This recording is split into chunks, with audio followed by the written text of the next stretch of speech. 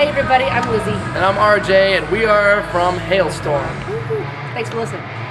Welcome to Linea Rock, guys. Welcome to Thanks Milan. for having us. Thanks for having us. All right. So your second full-length album is out since April Yes. this year, 2012. So it's been 3 years and a couple of EPs since you released your last record. Okay. Sorry the for waiting so eponymous long. one. Okay. I know. So The Strange Case of, this one is. Took a while, but sounds like you're reaching a new level. So which is your opinion on it? Definitely. I think that we took a couple steps forward on this record and definitely showed a lot more of ourselves and myself in particular. And definitely wanted to... I didn't know this at first when we first started working out the record, but now that I look back on it, I think this record was a learning experience for me and very therapeutic. It was a way for me to kind of let both of my soft and strong coexist on one record, which I've never done before, you know. So it was very cool. We're proud of it. And is it true that it was pretty much written on the road and that you had like 60 songs to choose from? Well, and not all of it was written on the road. We had when we got off tour. We had a handful of songs that we knew we wanted to have on the record, but it wasn't near done, and some of them weren't finished. And we got off tour. Well, we had 24 hours to pack, right? Yeah. And then we went right into the studio. So it was madness, for the first couple weeks. I think it helped, though. I think that we work better under pressure. Yeah. So when we knew we had a week before we were going to start recording and a week to write like a batch of songs, it was like, all right, let's go. It's crunch time. So yeah. It was very much a creative purging. We've been talking about. Kind of a creative vomit. Yeah. That sounds so gross. All the musical vomit came out. We wrote most of the songs while we were in the studio, and as they were getting finished, we would just record them. There was one point in time where I was in one end of the studio finishing up one song, and the guys were in another part of the studio recording the last song. Yeah. It was it was crazy. It was great. Yeah, it was fun. And so you choose Howard Benson as a producer. Why him? And did he collaborate on different levels, also maybe on the writing process or on some arrangements? I mean, as a producer, like they always kind of like to get involved with arrangements and just kind of tweaking the song to make it better. But honestly, the best part about working with Howard Benson was his team that he had. His engineer, his assistant engineer, his guitar tech. They were so good at what they do and so good at making incredible sounds, you know. Yeah, the man knows how to assemble a team, and we went back to Howard Benson. He did our first record, and we were very nervous when we did our first record because the first time in a big studio, and oh, it's our debut. I hope it does well. And we went back to Howard Benson for the comfort of knowing that he was there before, and he was very encouraging for us to just chase whatever got us excited, and we record everything and leave no stone unturned. And I remember there was one time that we ended up like jamming, and somehow I ended up singing through a paper towel. He was very open to the creativity. Yeah, very open to the creativity, obviously. We made some awesome sounds with him and a great sound of recording. We recorded it, but I haven't listened to it yet. I don't know if I want to. I don't think. I don't know. A lot of stuff that we didn't use, and they're probably thinking, what the hell were they smoking? Yeah. So you have been defined modern rock meeting classic rock. And when you see or hear Halestorm, the immediate thing that really grabs your attention is the rich, dynamic vocals of you, Lzzy. Oh, thank you. Is that a big responsibility for you? And are you the boss of the band? I think that we have. She likes to think she is. I like to think I am, yes. I'm definitely the spearhead, as in, you know, the show doesn't go on without me, but it's very true. You can't have a band without a singer, and we're so lucky that we have a great singer to make our, you know, it really helps. It is a little bit of a responsibility, and sometimes a little stressful. Can't drink, can't party too much. Gotta save the voice, you know. Yeah, I'm going through a cold at the moment, if you can tell, but you know, it's one of those things. The show must go on no matter what. So yeah, a little bit of responsibility. I think I like it though. I enjoy tough the pressure. being a singer. Yeah, I don't envy that at all. You just get to beat on stuff. I know, yeah. So you, Lzzy, started to rock really, really young, 13 years old with your brother. Which is your vision of back then, and do you come from a family of musicians, or it was just your spirit? You could probably find on YouTube of the early days of Halestorm with our dad playing bass with us. Okay. Yeah, music has been in the family for generations. Yeah, definitely. My dad's a bass player. He did play with us for the first 2 years Yeah. in the band. And music has always been a huge part of being a Hale. My parents were very much into 70s and 80s classic rock, so that's what we grew up on. And so we grew up on Led Zeppelin and Deep Purple and the Pink Beatles, Floyd and Pink Floyd, it's great. So Good stuff. Great all good stuff, exactly. all the good music, and they really kind of helped us. They kind of taught us, to learn to play before you put yourself out there, like to learn how to master your instrument, like they did in the old days. Nowadays, any schmo can open up recording software and make a great sounding recording, but we're one of the few people that would much rather just do it just put a microphone in a room and we'll just play. We don't use any of the trickery or anything. I think our vision back then was it was a very freeing time. It's like I think that we didn't really know what we wanted to be or how long we wanted to do it. We just knew we wanted to do it right now. We had tunnel vision. It was just obsession. And to the point where it became our identity in a lot of ways, where I remember being a kid. I was 14 years old, and I remember introducing myself hi, I'm Lzzy Hale. I'll remember and this. I'm in a band. Yes. I'm in a band. Halestorm. It was very cool. Here's my card. And we actually had business cards, Halestorm. Wow. For a minute, We were, but I think we were the crazy kids that never grew out of it. Pretty much. That's Still the here. trick. That's the trick. No backup plan. No backup plan. Just keep on going. Is that true that you, Lzzy, took some vocal lessons from Stevie Whiteman of Kicks? Yes, I did. How is it to have, a pure rocker like him as a teacher? And how was that experience for you? And I guess it's not so common to have a teacher like him. I mean, I figure He's him awesome. teaching also attitude, not only vocals or so. He definitely, there was so much that we went through, basically, we got to open for them when I was, I was 16, I think, right? Yeah, we were young. We were probably 13 and 16 or something. And we got to open for them in a local bar, and I knew of Kicks because obviously through my parents, and I was amazed that he still sounded like he did when he was in his 20s. And so all I wanted was I walked up to him and I said, can you give me a few tips, because I don't know what a warm-up is. I didn't know what I was doing. Yeah. And he's like, well, actually, I teach. I give lessons at. Funny you mentioned that. And so here's my card. So he said, he's like, I actually have an opening on Thursdays if you want to come down. So I ended up going there every Thursday at 3:00 for the next 2 years. And he not only showed me what I had, what I was born with, but how to use it, and also how not to worry so much about your mental state of the day. Like if you're having a bad day, if you have a cold, the show must go on and you have to figure it out. And so he taught me a lot of troubleshooting as well.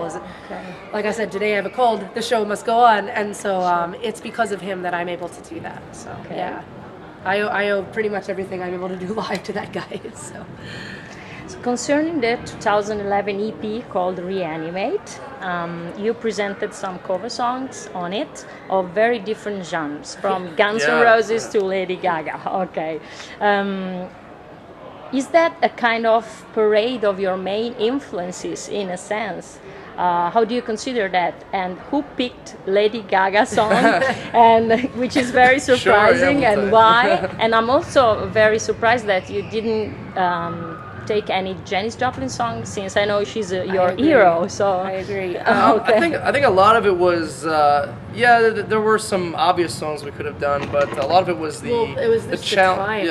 Timing too. We had literally about 6 days in between tours, so we're like, okay, well, we can't do 20 songs. Okay, let's do 6. But there was a long list, and we couldn't decide. We had decided on a few that were special to us. That all of the songs definitely span all 4 of us and everything that we were listening to as kids. the Lady Gaga song, but was not our fault actually. That was actually a fan pick. We put out a poll of a whole bunch of songs. We had Metallica songs, Iron Maiden songs, Alice in Chains, everything, and we had, just for fun, we threw in Lady Gaga, Bad Romance. Because we thought, we're like, oh, somebody will get a laugh. That was the one they voted on, so we're like, all right, put our big boy pants on and let's try it out. You know? That was a lot of fun being able to. I mean, like I said, a lot of the picks I think were just challenges for us. We wanted to see if we actually could do it. Yeah, so it was cool. we learned a lot as musicians too, having to take apart these great songs and make them into our own. So in a lot of ways, it inspired a lot of the songs on the record. Yeah, too, so. Yeah, absolutely. Actually, "Slave to the Grind" was a big influence behind the writing of "Love Bites." We just kind of wanted to have that kind of heavy punk, fast, aggressive song, and like, what if we wrote a song kind of like that? I'm like, okay, sure, let's try it. You know. So you released a lot of EPs, it's like about six. About 6. So is that a kind of format that you like a lot? I mean, do you leave it as a diary to catch the moment and something like that? In fact, you hit the nail on the head actually, because we were just talking about that, and how I think that unconsciously it is a moment in time. Same with if you do a live record, same thing. Whereas it will never be that way again. You know, no matter where you go in your life, that it's that moment. So I think that we enjoy also the quickness of it, because it takes so long to do a full-fledged record, because there's politics involved, and then everyone has to be happy, and then and then you have to mix it and have to sound right, and then you have to promote it to radio. At least with the EPs, we can go in at any point in time, even while we're still on tour, book a few days and go do an EP and then put it out, and it's no nonsense. It was great. I enjoy the fun of that. We just booked a little studio in Pennsylvania and pretty much went in and pretty much just did it ourselves. So we felt it was kind of a great creative outlet for us to get to just do it ourselves. Plus, it's helpful for the fans too. You give them a little something new after they've worn out the old record. Right, because we were on our first record for 3 years, so we wanted to put out some fun stuff for the fans, some new stuff. So. Yeah. And you, Lzzy, had a lot of collaborations already in your 10 years career, let's say, which is a good.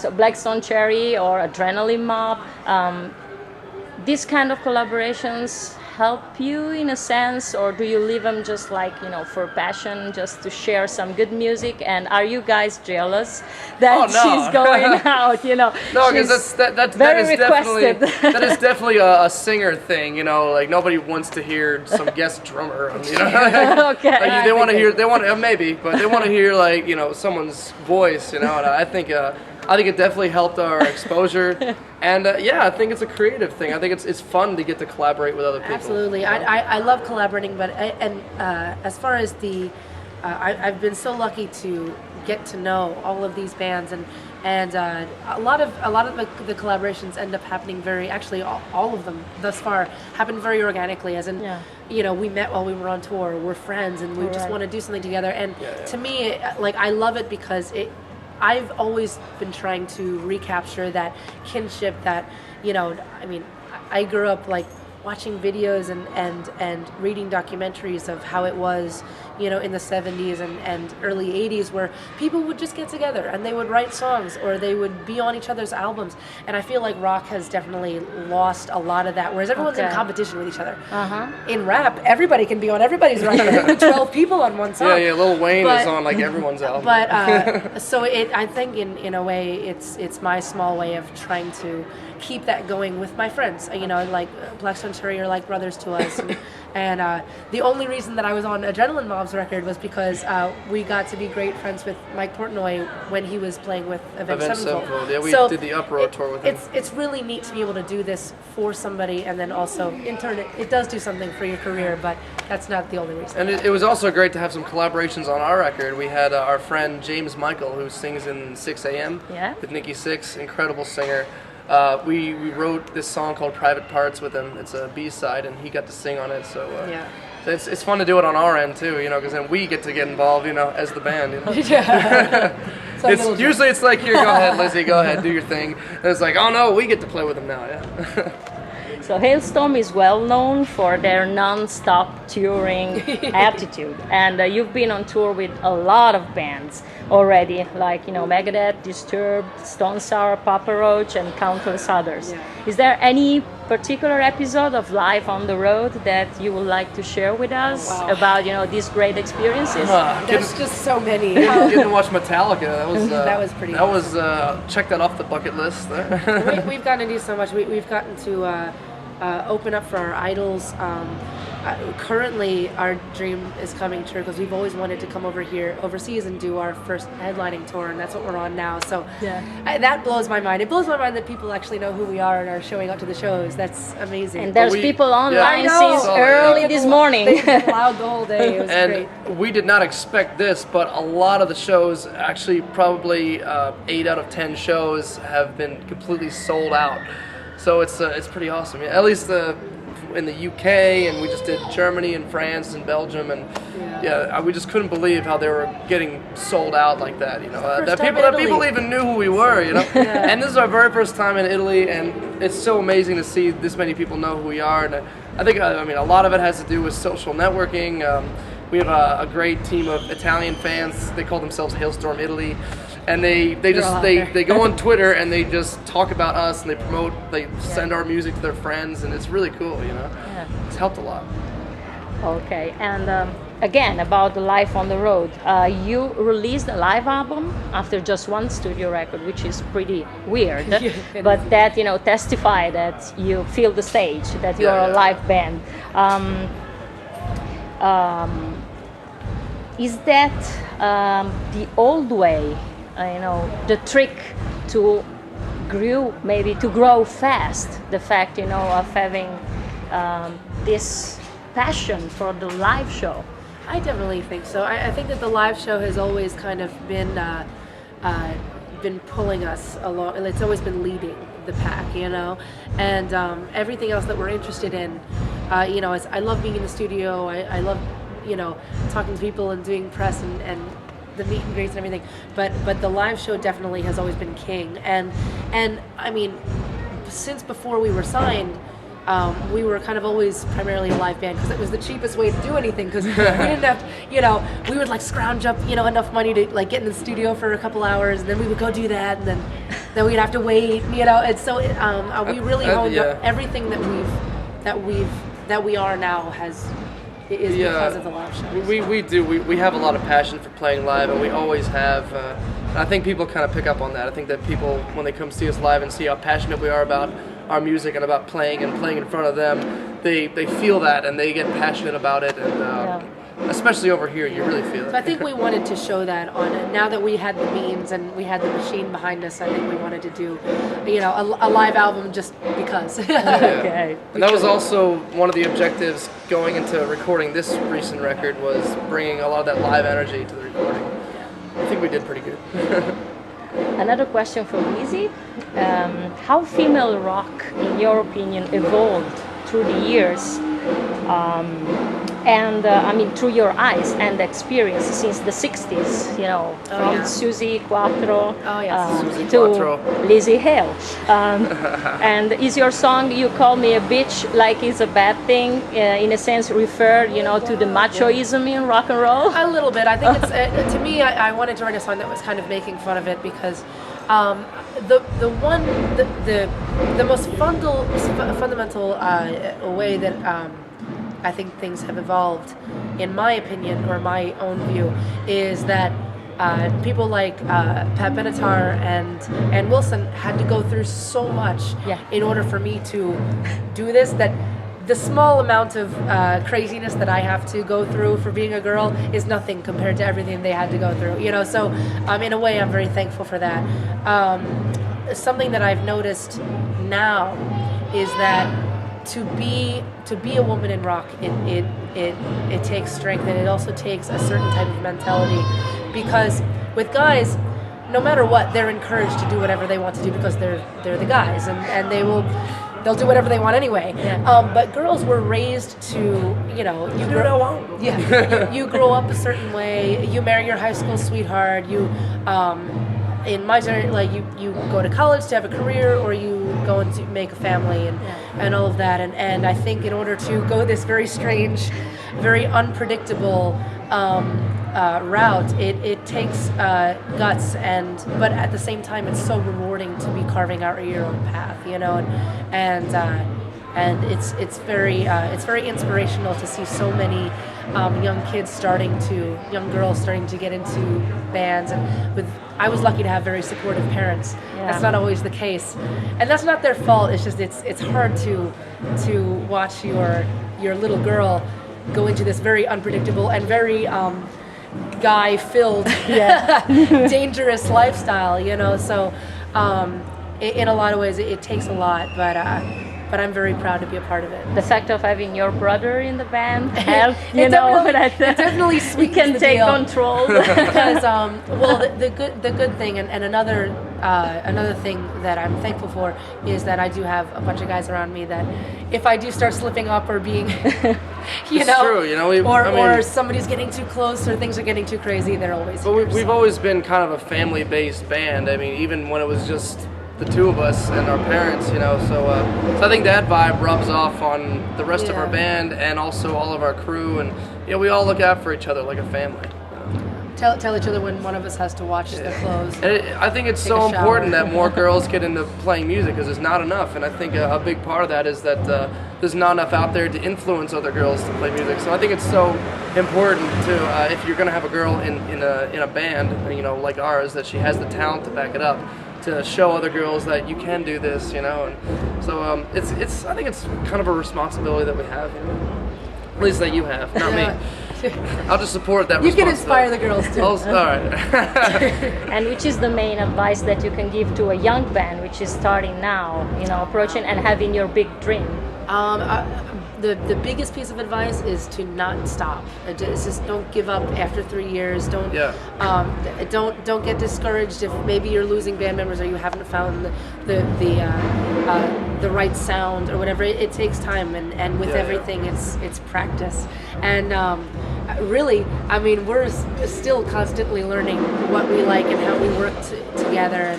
And I think the best thing you can do is just be honest with yourself and find out what kind of music really that you're really passionate about. Because if you're playing a music that you're really not into, then it won't. You won't put as much energy into it. Don't do it for the money or the fame. And don't. You can make a lot more money in any other industry. Exactly. If you make the money, go work in a factory somewhere. You gotta do it for the passion. And also don't base your career off of getting signed or playing. Take baby steps. It's like it's about the journey, not the destination. It's about doing what you love, really. Every day. And we do what we love, so. So thanks guys for your time. And thanks for having us. Thanks for your great music, and we hope to have you back in Italy very, very soon. Absolutely. Grazie. Thank you.